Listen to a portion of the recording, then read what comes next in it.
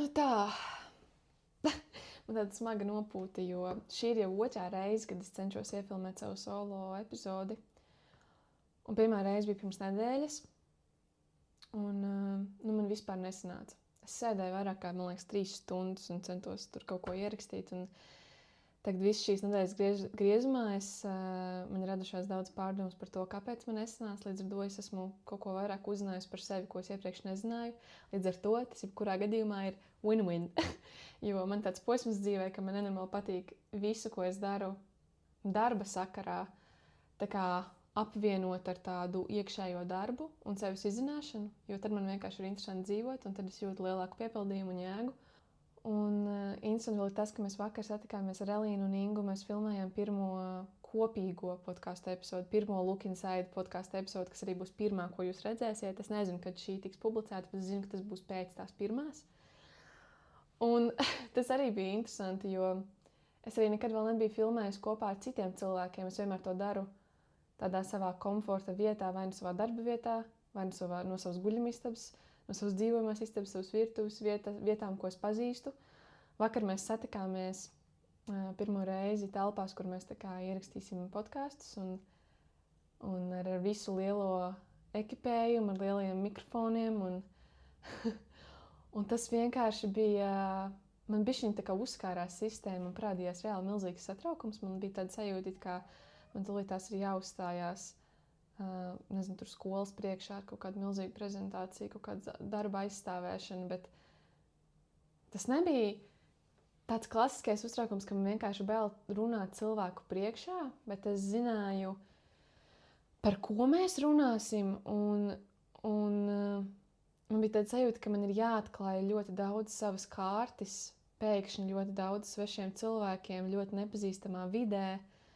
Un, vienmēr sakot, es biju uzlikusi tādu lielu spiedienu uz sevis un lielas ekspektācijas. Bet es biju pārsteigta par to uztraukumu, kas manī bija, jo man likās, ka es jau jūtos tik ērti kameras priekšā. Man reāli svīda plaukstas, man bija bišķiņ tāds drebulis. Tā kā tiešām es pilnīgi, man liekas, ka man tas aizgāja tādā tā kā nebeidzamā aplī, tāpēc, ka es sāku domāt par to, ka es esmu uztraukusies, un tad es sāku domāt par to, ka es domāju par to, ka es esmu uztraukusies. Un tas vienkārši aizgāja tur, kur tam nevajag aiziet manā galvā. Un viss tā galvenā doma tam visam, ko mēs darām, ir būt īstam un patiesam. Un tāpēc tas ir tik izaicinoši, tas, ko mēs darām, tā rādīšanās internetā un tā publicēšana, tāpēc, ka tu visu laiku uz sevi jāskatās un sevi jāklausās un jānovēro sevi no malas. Un no tā viss ir milzīgs ieguvums, bet tajā brīdī man likās, ka es nevaru šo darīt. Man bija sajūta, ka tas tomēr nav mans lauciņš. Varbūt. Viss šīs domas uzreiz nāk galvā, visas tās bailes un tā tālāk. Bet tas man lika ļoti aizdomāties par sevi. Un no tā man izrietēja tādi 2 secinājumi. Viens no tiem ir, ka es ļoti cenšos būt tāda patiesa un autentiska. Es tā kā ļoti, ļoti cenšos. Bet tas jau ir aizgājis tādā līmenī, ka es gribu, lai citi mani redz, lai citi uz mani paskatās un redz, jā, viņa ir ļoti patiesa un ļoti autentiska. Un tiklīdz es sāku domāt par to, tas ir tā pati vecā dziesma, ko par mani citi padomās. Un tiklīdz tu sāc spēlēt to veco dziesmu, ko par mani citi padomās, tu fiziski nevari būt autentisks un tu fiziski nevari būt patiess. Tas ir momentāli vienkārši, man ķermenis viss saraujās, man sirds sāk pukstēt straujāk, un man tagad ir jādomā, kas man ir jāsaka, lai tas izklausās patiesi. Un tad es izsacināju, ka ir jāatmet tā doma un tā sajūta visu laiku censties būt tam, censties būt kaut kam. Ir jāsāk vienkārši būt tam. Bet man visu laiku šķiet, ka ir grūti būt tai manas versijai, un tāpēc man ir jācenšas. Un tiklīdz es sāku censties, manī rodas tas uztraukums un tas stress, par to, vai man sanāk ar tiem centieniem.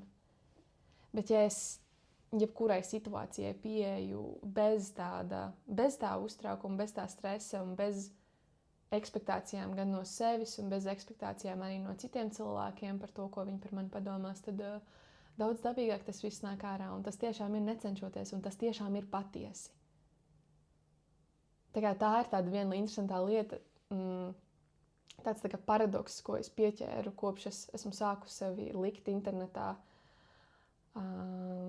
un runāt savas domas skaļi, ka manī ir tik dziļa vēlme beidzot sākt uzvesties kā manai patiesajai es, lai gan es pat vēl līdz galam nezinu, kas viņa ir.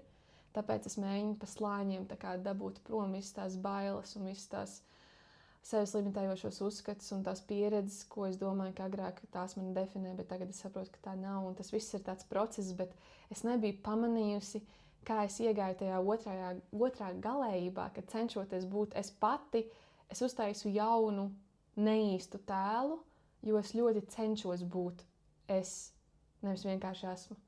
Es nezinu, vai jūs saprotat, ko es domāju. Un otrs tas mans secinājums, filmējot to podcastu, bija tāds, ka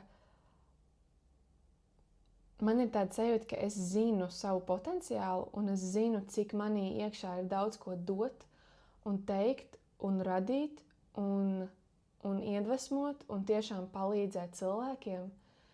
Tas ir vienkārši mans dzīves lielākais sapnis, katru dienu darīt kaut ko, ko es mīlu, un justies piepildītai, un es zinu, ka es to sajūtu, es varu dabūt, esot atklāta un stāstot cilvēkiem par savām pārdomām.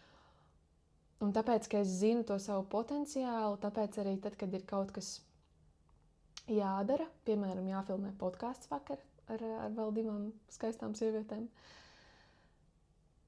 tad no tā izriet, ka man ir augstas ekspektācijas par sevi.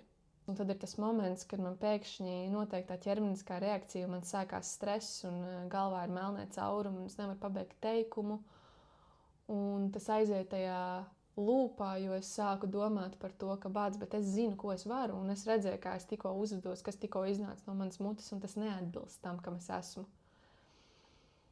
Un interesanti ir tas, ka es sāku kavēt vēl vairāk laika, nevis kavēt, bet es sāku izšķiest vēl vairāk laika tajā brīdī, kad es nonācu pie šīs atklāsmes un sāku par to pārdzīvot vēl. Un ja es tā patinu bildi atpakaļ par to, kāpēc es vispār tāda esmu, jo mēs pēc tam runājām arī ar Elīnu un Ingu pēc tā podkāsta iefilmēšanas, kā viņas jutās. Un viņas teica, ka viņām bija pilnīgs miers iekšēji. Ka viņas sajūta, ka vārdi vienkārši plūst pār lūpām un tev nav daudz jādomā, tu nesatraucies. Un es jutos pilnīgi citādāk. Es jutos iesprostota pati savā prātā. Un līdz ar tām ekspektācijām, kas man bija pašai uz sevis, es nevarēju izteikties tā, kā man gribējās. Un es tāpēc arī sāku domāt, kāpēc es vispār tāda esmu un kāpēc man ar to tik grūti tikt galā. Un tāpēc es gribu arī jums pastāstīt nedaudz tādu background par mani, lai visas nākamās reizes, kad es publicēju un stāstu kaut ko, lai jūs saprotat, no kuras vietas es nāku. Vienkārši, lai ir interesantāk, šī ir tāda epizode, kuras gribētu, nezinu, tas tāds pirmais mūsu randiņš. Tādā garākā formātā, kas nav tikai tās 3 minūtes Instagramā vai TikTokā. Lūk, un es sapratu, ka tas ir tāpēc, ka es vienmēr esmu bijusi kopš bērnības nenormāli nepašpārliecināta meitenīte. Man vienmēr bija tādi kompleksi.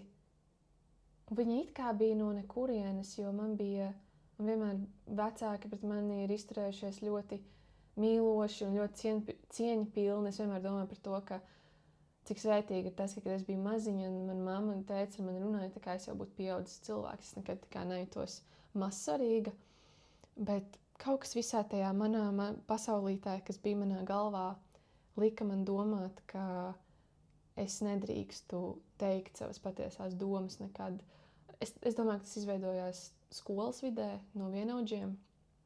Un tajā brīdī jau vairāk vienkārši vecāki tur īsti nezina nemaz kā palīdzēt, jo tajā vecumā, kad tu ej uz skolu, tā ir tava visa tava pasaule. Un tu nevari padomāt ārpus tā, vismaz tā es to brīdi jutos. Un es jau biju ļoti nepašpārliecināta un kompleksaina kopš agra vecuma. Es varēju atvērties ar konkrētiem pāris cilvēkiem, ar kuriem es biju ļoti, ļoti tuva. Ir runa par skolas biedriem, piemēram. Bet tiklīdz istabā bija vairāk kā 3 cilvēki, es pilnībā noslēdzos, man bija bail pakustēties nepareizi. Man likās, ka es nepareizi, es ēdīšu, un tas izskatīsies dīvaini, un kāds padomās par mani, ka es dīvaini ēdu, vai tas, ko es esmu izvēlējusies ēst. Jūs nesaprotat, kādā līmenī man tā smadzenes strādāja par vismazākajiem sīkumiem.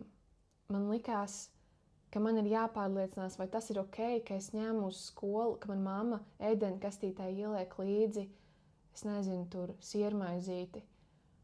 Es sēdēju un savā galvā domāju, vai tā siermaizīte neuztaisīs mani kaut kādā veidā par apsmejamu objektu.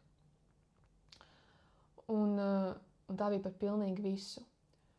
Un paralēli tas viss vijās kopā ar to, ka man mamma jau no mazotnes stāstīja visādas zināšanas par jogu un ajurvēdu, jo tas bija tas, ko viņa tajā laikā mācījās, studēja.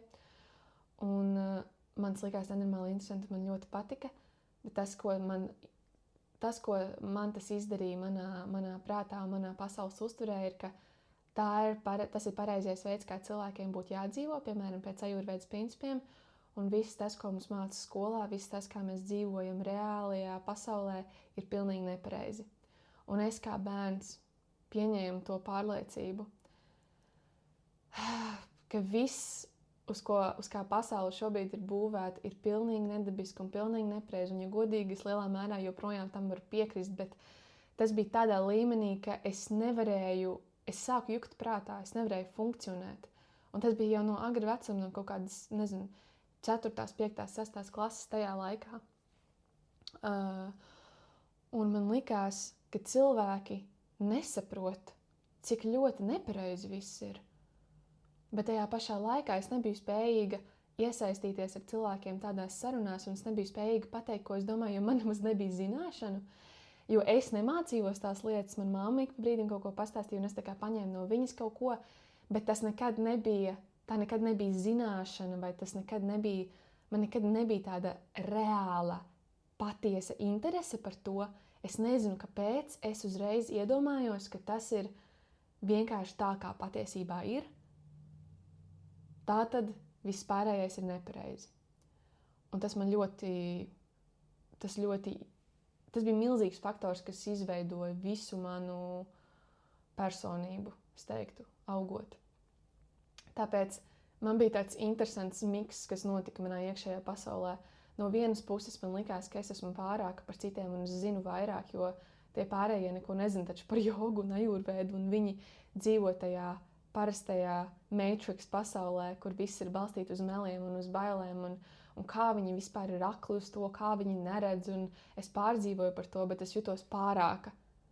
Bet tāpat laikā es joprojām biju nenormāli kompleksaina un nenormāli, es nemīlēju sevi un nenormāli nepašpārliecināta es biju, un es nemācēju izteikt savas domas, jo man pat, godīgi sakot, nebija konkrēta doma, man bija vienkārši tā vajag, šitā nevajag. Viss ir slikti, kāpēc cilvēki nesaprot, kāpēc es jūtos tā, kāpēc jūtos šitā. Un es, principā biju tas mazais upurītis, bet jau no agra vecuma. Un tas man tas tagad turpināja iedragāt to pašapziņu. Jo tie kompleksi tikai auga, un es atceros, ka vienā brīdī tas pat bija tā, ka piemēram, es atceros, tā bija, man liekas, 7. vai 8. klase. Mums bija skolā angļu valodā jātaisa kaut kāds projekts par mūziku, par mūsu mīļākajiem dziedātājiem vai grupām vai kaut ko tādu. Un iedomājieties, man tie kompleksi bija tik milzīgi, ka man nekad nav bijis mīļākais dziedātājs, mīļākā mūzika vai pat žanrs, vismaz tajā laikā. Es ļoti izvairījos vispār nodefinēt sevi tādā veidā, jo es zināju, ka tas, ko tu klausies, tas, ko tu skaties, ka tas jau uzreiz pasaka daudz par tavu būtību, par tavu raksturu. Un man bija tik ļoti bail, ka cilvēki uztvers mani ne tā, kā man gribētos, lai viņi mani uztver, ka es sev neatļāvu vispār būt zinātkārai par pasauli, tā skaitā, piemēram, arī mūziku, un es sev neatļāvu klausīties un tā kā pavaibot un saprast, kas man patīk un ko man gribās.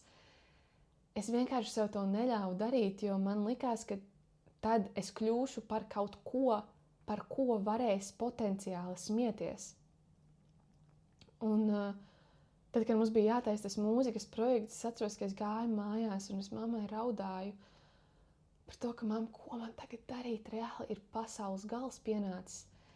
Ir pasaules gals, tāpēc, ka es nezinu, par ko man taisīt šo projektu, jo man nav tas mīļākais dziedātājs, un es nevaru izvēlēties neko random, tāpēc, ka tad iespējams par mani kaut ko sliktu padomās, mani uztvers kaut kā ne tā, kā es gribu, un es nezinu, kas šobrīd skaitās stilīgs, es nebiju pat tajā visā iegājusi, es tikai dzirdēju, ka mani klases biedri tā kā mētā visādas personības frāzes, kaut kādas izteicienas, un es tiešām jutos kā cilvēks, kas skatās no ārpuses uz viņiem visiem, tā kā, un es mēģinu tā kā novērot un pierakstīt, tā kā, kādas tagad ir tendences, kā cilvēki uzdos, ko viņi saka, kas viņiem patīk, lai kaut kā vismaz iekļautos, jo ir interesanti arī tas, ka es reāli nebiju fiziski apcelta, ne tā kā fiziski, ne mutiski, es īstenībā nebiju tā kā kaut kāds klases tur klauns, ziniet, nevis klauns, bet tā kā, apceltājs, es nebiju tā lūzere.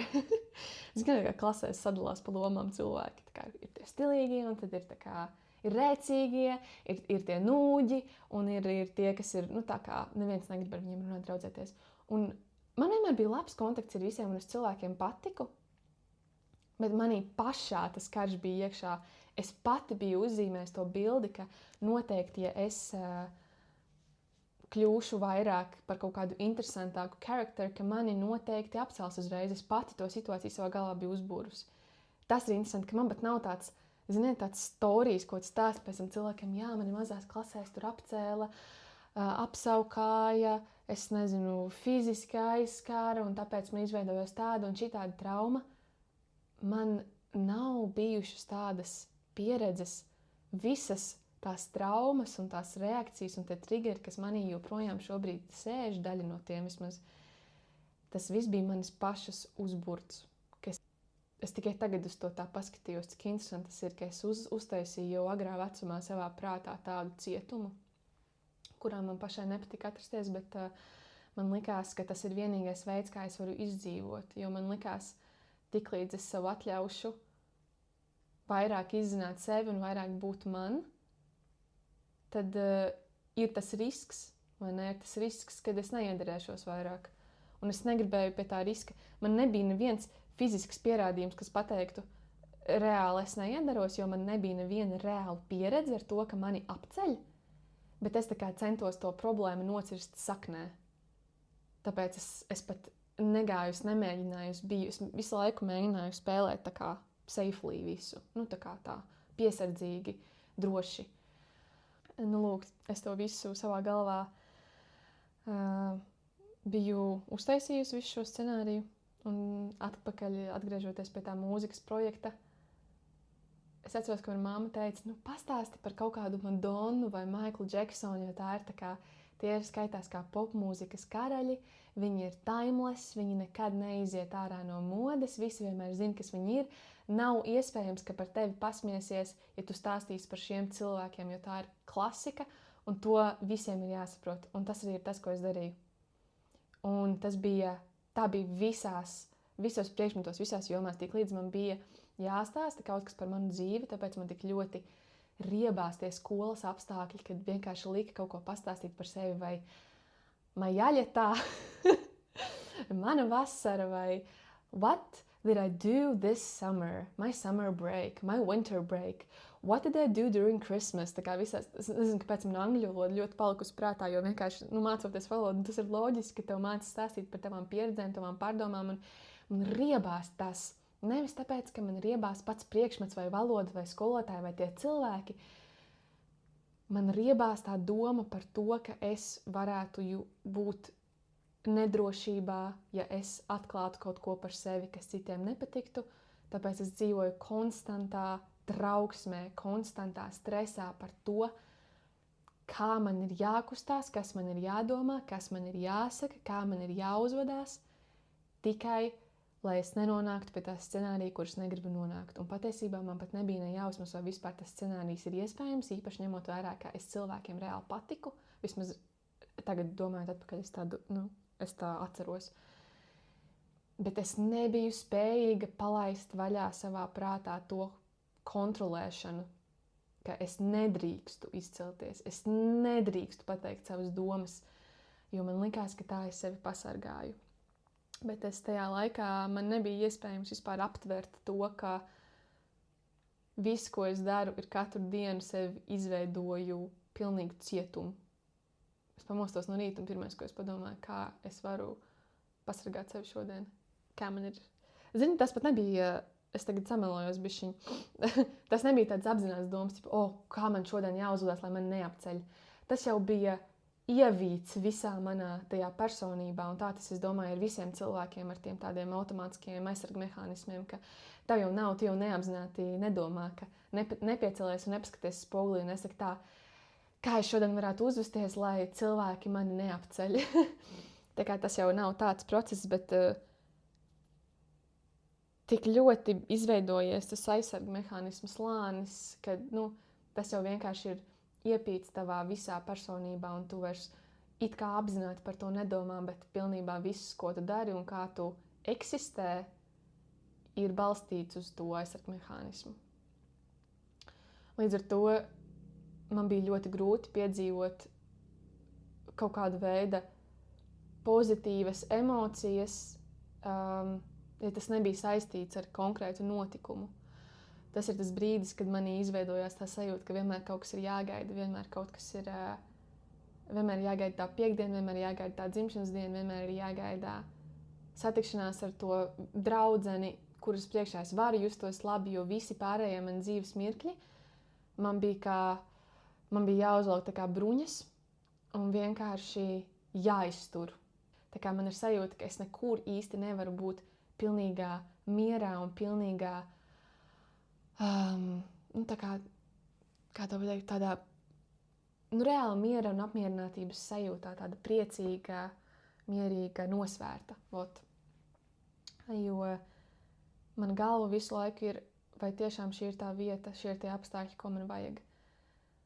Tāpēc man bija tik svarīgi arī sākt visu šito sevis izzināšanas ceļu, publicēšanu internetā un tā tālāk, jo es gribu beidzot pēc visiem šiem gadiem saprast, kas es esmu un sākt operēties no tās vietas.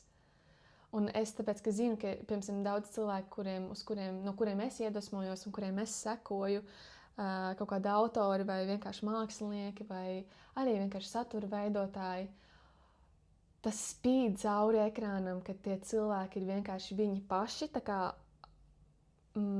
kā to saka, tā kā unapologetically. What the fuck? Tas izklausījās tik latviski, angliski. Un jūs sapratāt, tā kā bez, tādiem tam cilvēkam vispār nav, viņam nerūp tas tā apkārtējā skaņa, tie apkārtējie viedokļi, viņš vienkārši ļauj sev būt, un tu jūti to vieglumu caur to ekrānu, man vismaz tā ir.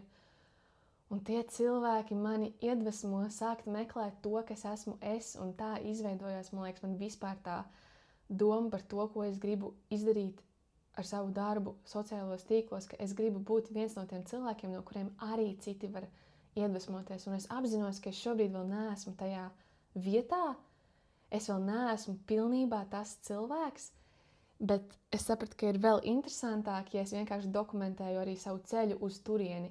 Jo, ja es vienkārši iedomātos, ka es sākšu tagad publicēt kaut kādas lietas un stāstīt savas domas tikai tad, kad es jau būšu tur, kur tie pārējie cilvēki, no kuriem es tagad iedvesmojos, tad tas atkal mani ieliek tajā pozīcijā, kad es domāju, tagad nav labi, vēlāk būs labi. Tāpat kā man visu dzīvi ir bijis. Un es mēģinu vienkārši salauzt to savu patērnu, pēc kuras esmu gājusi un dzīvojusi visu dzīvi, un es mēģinu tiekties pēc tās savas jēgas un tā savu piepildījumu un tā, kas es esmu katrā momentā, ko man dzīve sniedz. Man vienkārši gribas atbrīvoties no tās sajūtas, bet es to nevaru izdarīt, kamēr es vienkārši gaidīšu to momentu. Un jā, es gribēju padalīties ar to, cik interesanti ir darīt šīs lietas, un man jau liekas, ka es savā ziņā varu kādu iedvesmot ar to, kas man tagad ir sakāms, un es iedvesmoju arī pati sevi, jo es jau lepojos ar to, ko es esmu izdarījis. Tā kā ir jau daži mēneši, kad es reāli eju šim visam cauri, un man laikam šajā posmā ir bijusi tāda straujākā attīstība, kāda man jebkad dzīvē ir bijusi. Tikai tāpēc, ka es sāku ļoti skatīties tām savām bailēm acīs, sāku runāt, sāku uzņemties atbildību par to, kas ir mana dzīve, un manā izpratnē uzņemties atbildību nozīmē beidzot sākt saprast, kas es esmu, jo, ja es gribu dzīvot kā brīvs, piepildīts, laimīgs, autentisks cilvēks, tad es nedrīkstu baidīties no sevis, no savām domām, es nedrīkstu baidīties no tā, ko citi par mani varētu padomāt. Un līdz ar to video publicēšanu es tā kā parādu sev, ka šī ir tā lieta, ko es priekš sevis daru. Un tas izveido tā kā tādu sataustāmu pierādījumu man pašai, ka es esmu pelnījusi justies brīva, laimīga, piepildīt, jo es daru kaut ko lietas labā. Tāpēc, ka es zinu, ja es mēģinātu kaut kā citādāk to mērķi sasniegt, ja es mēģinātu iemiesot to brīvo, piepildīto, mierpilno cilvēku, vienkārši, piemēram, meklējot citu darbu, ko man patiktu darīt fiziski, bet es nerādītu sevi un nerunātu savas domas, tas būtu, tas neko nemainītu, jo es mainītu to ārējo apstākli savā dzīvē, bet manī joprojām notiktu visas tās domas. Es joprojām sēdētu vilcienā un domātu par to, ka man ir stress, jo es negribu braukt uz darbu, bet tam nav nekāds sakars ar to darbu, jo man tas darbs patīk, bet patiesībā es vienkārši cīnos pat ar sevi savā galvā. Tāpēc es sapratu, ka tas veids, kā es to karu sevī varu apklusināt, ir sākt tā kā integrēt savu iekšējo pasauli ar ārējo pasauli un kāpt pāri savām bailēm. Piemēram, tieši ar šo runāšanu, visas tās skolas laika dēļ, jūs iedomājaties, tas bija mans lielākais murgs, nostāties klases priekšā un kaut ko pateikt. Es vienmēr biju tas cilvēks, kad mums arī bija kaut kas jātaisa, piemēram, kad jau bija vidusskolas gadi. Es vairs nebiju varbūt tik pamanāmi kompleksaina, bet manī joprojām visas tās sajūtas bija, protams, iekšā, un mums, piemēram, bija jātaisa kaut kāds tur, atkal man angļu valoda nāk prātā, jo tas bija vienkārši priekšmets, kur ļoti bieži bija jāuzstājās. Tā kā mums bija jātaisa poēma sava kaut kāda. Neatceros kontekstu. Un es uzrakstīju poēmu par savu brāli, un tiešām tā kā no sirds, un man tā, es atceros, cik es biju lepna, ka es viņu izdomāju, un tas bija viens no pirmajiem brīžiem manā dzīvē, kad es domāju, wow, man īstenībā patīk rakstīt, man patīk radīt, salikt domas kopā, idejas. Man patīk, es atceros, es uzgleznoju gleznu, un es tā kā uzrakstīju tai gleznai pa virsmu to poēmu, un man likās, wow, tā kā šis tiešām ir tā kā mans darbs, un es jutos lepni par to. Un tad, kad pienāca tas brīdis, kad bija jāprezentē, man tas bija tik emocionāli, ka es klases priekšā apraudājos, tā kā lasot to poēmu. Un, protams, ka visi sāk smieties, un es jau pati arī smējos. Es nebiju tā kā, haha, tu raudi, bet vienkārši tā kā, tas nebija ļauni domāts no tiem klases biedriem. Es atceros visu to brīdi, un es jau pati arī smējos līdzi, jo man likās smieklīgi, stulbi, ka es vienkārši tik viegli varu apraudāties, bet dziļi iekšēnā mani tas arī iedragāja un parādījās tās manas paniskās bailes no publiskas runāšanas, no runāšanas ar cilvēkiem. Un tajā brīdī es apklusināju visus savus tos impulsus, rakstīšanu, radīšanu, runāšanu.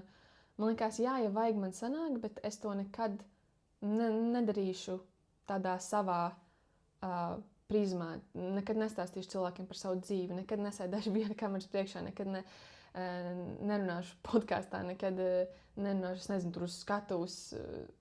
Tas sāk izklausīties pēc man lielākā murga, jo es uzreiz atcerējos to kamolu kaklā un cik grūti tas ir. Līdz ar to gadi gāja uz priekšu un es aizmirsu par to savu tā kā excitementu, par tām lietām, ko man īstenībā gribas radīt, jo manas bailes no tās izgāšanās un no tā kamola kaklā cilvēku priekšā bija lielākas nekā tas prieks radīt. Un godīgi sakot, es pat nedomāju par to, es centos sev iestāstīt, ka man to nepatīk darīt. Man nebija apzināta doma galvā, ka jā, man ļoti patīk rakstīt, man ļoti patīk veidot visādas idejas un domas, bet man ir pārāk bail runāt, tāpēc es to nedarīšu. Tas nebija tas, kā es domāju. Tas, kā es domāju, bija, ka man vispār nepatīk to darīt. Es mēģināju sevi apmānīt. Es mēģināju sevi apmānīt par to, ka tā vispār nav mana lieta, jo es negribēju sev atzīt, ka tā varētu būt mana lieta, bet man vienkārši ir pārāk ļoti baila. Un tā sākās melošana sev, un tā melošana sev manī izraisa tādu, manā iekšējā pasaulē, tādu pretestību, tādu diskomfortu, tādu, latviski grūti to pateikt, bet tā kā out of alignment sajūtu, ka tu burtiski jūti, ka tavs sirds, intuīcija, ķermenis velkās uz vietu, bet tu ar savu prātu mēģini pilnībā izmanipulēt ar tām visām sajūtām, lai pārliecinātu sevi, ka tas nav tavs un tev to nevajag, un tev vajag strādāt normālu darbu, jo tas ir tas, ko tev citi cilvēki saka, un tas ir tas, kā tu nekad neizcelsies, kā tu nekad nesaskarsies ar tām bailēm. Man likās, man ir tā pareizā atbilde, jo es varu darīt ofisa darbu kaut kādu, un tas nekas, ka es būšu pilnīgi nelaimīga visu dzīvi, bet vismaz man nekad nebūs jāsaskarās ar to kritiku, ar tiem viedokļiem, ar to kamolu kaklā, jo man nekad nebūs jāizpaužās, man nekad nebūs jāapkauno sevi, man nekad nebūs jājūtas cringe par sevi, man nekad nebūs jānožēlo kaut kas, ko es esmu pateikusi cilvēku priekšā, jo es to vienkārši nedarīšu. Ļoti labs aizsargmehānisms, kas izvaira mani no ciešanām. Vai tā man likās? Tas bija tas, ko es sev stāstīju, bet kas notika patiesībā, es uztaisīju sev tik liels ciešanas, ka vairāk vairs nevarēju. Un tās ciešanas bija tas, ka visu, ko es darīju, visu, ko es domāju, visu, ko es runāju, bija pilnīgi pretstatā ar to, ko es patiesībā jūtu. Un tad sākas tas moments, ka tas jau ieiet tik automātiski, ka vienā brīdī tas paliek par ak, Dievs, es nezinu, kāpēc man ir tāda smaguma sajūta. Es nezinu, kāpēc es jūtos tik tukša, es nezinu, kāpēc jūtos tik stresaina, kāpēc man viss trigero. Tādas dusmas uz visiem, un uz pasauli, un uz sevi, un uz Dievu, un uz kaimiņu, un uz visiem. Un tu tā kā nesaproti. Tev liekas, ka tā sajūta tevī vienkārši ir visu laiku tā kā tāds noklusējuma iestatījums, ko tu nevari izmainīt. Un tu no vienas puses to pieņem, no otras puses tu turpini vārīties tā sajūtā, un tev viņa ir iebjās, bet tev liekas, ka neko jau nevar izdarīt, jo nav tāda viena atbilde uz to, kas atrisinās to sajūtu un kas beigs tev viņu tā kā likt just, jo tā sajūta ir sekas tam, kad es gadiem ilgi sev katru dienu meloju par to, ka I'm okay ar to, ko es daru, ar to, kur es esmu dzīvē, ar to, kā es rādu sevi cilvēkiem, ar to, kā es izpaužos šajā pasaulē. Es sev stāstīju, ka es visu daru ok, ka es sevi pasargāju tagad. Bet es gāju pilnīgā pretrunā ar to, kas manī iekšā patiesībā notika un tas, kas es patiesībā gribēju būt. Un tas manī atņēma visu dzīves prieku, dzīvot gribu, jēgu. Man likās, ka nekam no tā, kas vispār dzīvē ir, nav jēga. Es ienīdu visus arī ofisus, kurus esmu strādājis. Man likās, ko es te vispār daru, kam šis ir domāts, kam es ar šito palīdzu.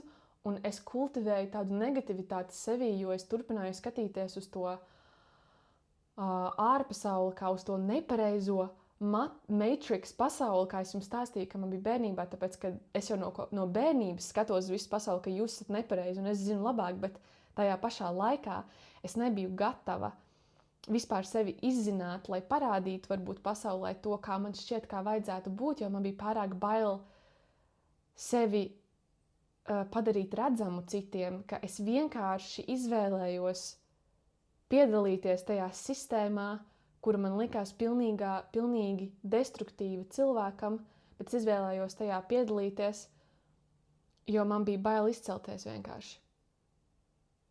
Un tas kultivēja manī nenormālu negatīvismu, nenormāls dusmas uz visu pasauli, jo es domāju, ko es te vispār daru šajā ofisā, kam es palīdzu, šis vispār viss ir bezjēdzīgi, tā kā mēs cilvēki neko nesaprotam, bet tajā pašā laikā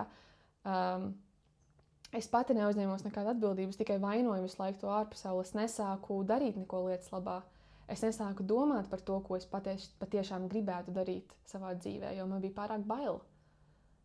Un tādā veidā es arī kultivēju visu laiku to pašapziņu slikto. Es tā kā visu laiku esmu vīlusies sevī, jo es dziļi sirdī zinu, ka es esmu ļoti neapmierināta, bet es arī neesmu pietiekami neapmierināta, lai mainītu lietas. Tā neapmierinātība bija mana komforta zona. Un lai arī cik ļoti man nepatika tās sajūtas, ko es jūtu, man likās, ka tā es sev pasargāju. Un tāpēc ar visu šito sevis rādīšanu, visu to tagad darbu, ko es cenšos izdarīt Instagramā un TikTokā, un tagad ar šitiem podkastiem un visu look inside ideju. Galvenokārt tas ir priekš manis, lai es beidzot sāku saprast vispār, kas es tagad esmu, pēc tādas dzīves, kurā es nezināju, kas es esmu, un es nezināju, ko es gribu, un es sāku vienkārši pa slāņiem iztirzāt tās bailes un tās sajūtas. Un tos limitējošos uzskatus. Un tā es cenšos tā kā katru dzīves situāciju, no katras dzīves situācijas paņemt kaut ko, kas man liks vairāk kaut ko uzzināt par sevi. Piemēram, es pati sēžu sociālos tīklos un es ieraugu cilvēku, kas ir publicējis video, kur, piemēram, sieviete, kur viņa dejo tā kā. Kur viņa dejo, un tu redzi, ka viņai nav neviena doma galvā, un viņa kustās dažreiz tā dīvaini, dažreiz, es to savā galvā domāju, man liekas, bišķi tā kā cringy, bišķiņi man būtu kauns viņas vietā, un man tāds, Un tad es pavadīšu visu, piemēram, atlikušo vakaru domājot par to, kāpēc es tā sajūtos, un tad es nonāku pie secinājuma, ka man ir bail, ko par mani padomās, man ir bail kustēties tā, kā man gribas kustēties. Un tā es tagad cenšos atteikties pret visām situācijām savā dzīvē, piemēram, vakar pēc tā podkāsta iefilmēšanas es arī sāku domāt par to, kāpēc es tā jūtos, un tāpēc man šodien ir ko pateikt jums šajā epizodē. Tāpēc tas ir viens no lielākajiem iemesliem, kāpēc es daru to, ko es daru, un kāpēc es esmu tik ļoti salīdzinoši strauji samainījusi to savu virzību sociālos tīklos no skropstām uzacīm uz šitādu veidu runāšanu tik dziļu, tāpēc, ka tas viss bija tik ļoti sakrājies, ka man likās, es tūlīt uzsprāgšu. Man vairs nav kur likt tās negatīvās emocijas, man jāsāk ar to tikt galā. Sāku meditēt, tā arī vesela cita tēma, gribu kādu epizodu uzfilmēt par meditāciju, jo tas man ir ļoti izglābis un ļoti palīdzējis saprast sevi, atrast tos triggerus, atrast tās bailes un tikt ar to galā. Bet par to citā reizē. Un man tik nenormāli palīdz kāpt pāri arī tām bailēm, jo es saprotu, ka īstenībā man tās bailes ir uzradušās no pavisam neloģiskām pārliecībām, kas man nekalpo. Jo, ja es atmetu tās bailes par to, ko par mani kāds padomās, tad es īstenībā daru labu darbu, jo es iefilmēju, piemēram, video par savām pārdomām. Tādā veidā es rakstu tā kā savu digitālo dienas grāmatu, un vienlaicīgi kāds cits cilvēks, kas to redz, var kaut ko no tā iegūt. Es nezinu, var iegūt, var neiegūt, bet es neapzogu tos cilvēkus, no tās iespējas un neapzog sevi, no tā, ko es varētu iegūt, no tā, ka es sāku apvienot savu iekšējo pasauli ar savu karjeru. Es cenšos uzbūvēt kaut ko, kas atspoguļo precīzi to, kas es esmu, lai es varu katru dienu piecelties un darīt lietas ar tīrāko sirdsapziņu, ar atbildības sajūtu par to, ka es daru visu iespējamo, lai iegūtu to piepildījumu dzīvē, lai sasniegtu savu augstāko potenciālu un to darot, palīdzu arī citiem. Un es esmu vienkārši nonākusi pie secinājuma, ka tas, kā man to izdarīt, ir veidot saturu, no kā man agrāk bija paniskas bailes. Un man joprojām tās bailes velkās līdzi, kā piemēram arī vakar filmējot podcastu. Manī atstās tās sajūtas, tāpēc es tik ļoti apmulsu un man pazuda visi vārdi.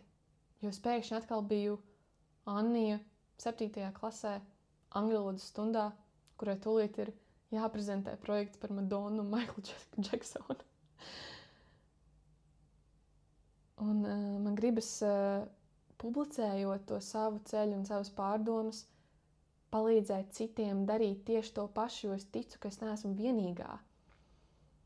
Es domāju, ka lielākajai daļai pasaules cilvēku ir tā, ka viņi ikdienā dzīvo, reaģē uz pasauli, domā tādas domas, uzvedās un runā tā, kā viņiem šķiet ir pareizi, lai sevi pasargātu. Un kā es teicu, tas nav apzināti, tas nav tā, ka tu piecelies, paskaties spogulī un pasaki, es sevi ienīstu, man nepatīk, kā es izskatos, man nepatīk, ko par mani cilvēki domā, tāpēc man tagad jāuzvedās tā un šitā. Tas ir neapzinātā līmenī, tas vienkārši viss materializējas tajā nepatīkamajā, konstantajā sajūtā, kas mūs nepamet ikdienā nevienā brīdī. Un man tā vismaz bija. Un es gribu palīdzēt cilvēkiem sākt to sevis izzināšanas ceļu, jo es esmu sapratusi, ka tā sevis izzināšana un saprast to, kas tu vispār esi, ir miljards reižu svarīgāk nekā censties sameklēt kaut kādu guru, kaut kādu reliģiju, kaut kādu filozofiju, kas izglābs tevi un pateiks, kā ir un kā tev ir jājūtās. Jo man agrāk likās, ka tā ir. Man agrāk likās, ka es varu atrast. Līdz ar to jogu un ajurvedu, ko man māma kopš bērnības stāstīja, man šķita, ka tā ir atbilde, kad es augu lielāk, es domāju, nē, tur kaut kas nav, man jāmeklē cita atbilde, bet es visu laiku tās atbildes meklēju ārpus sevis. Un tas bija mans lielākais klupšanas akmens.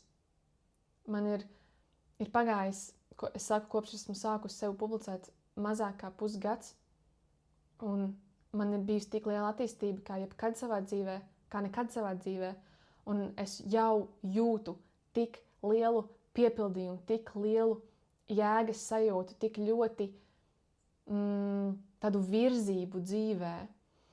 Es zinu, kāpēc es kaut ko daru, un tā ir tik laba lieta, ko apzināties, jo iepriekš man likās, ka no kā nav jēga. Tagad saprotu, ka to jēgu uztaisu es, un es to uztaisu iepazīstot sevi, un tad es varu paskatīties uz tām ārpasaules lietām, uz tām reliģijām, uz tām filozofijām, uz tām grāmatām, tiem autoriem, tām teorijām, tām zinātniskajām teorijām, uz visiem spektriem. Es uz to varu paskatīties, un es varu arvien labāk un arvien efektīvāk izvilkt tieši to esenci, kas man palīdzēs dzīvot ar tādu lielāku iekšējo mieru, ar lielāku nosvērtību. Jo es vairs neskatos uz visu to, ko man ārpasaule var dot, kā uz potenciālu glābiņu. Es tagad zinu, ka tas viss ir iekšā manī, tāpēc, ka es lēnām sāku saprast, kas es esmu, attinot visus tos, atbrīvojoties no tiem slāņiem, kas izveidojās dzīves laikā.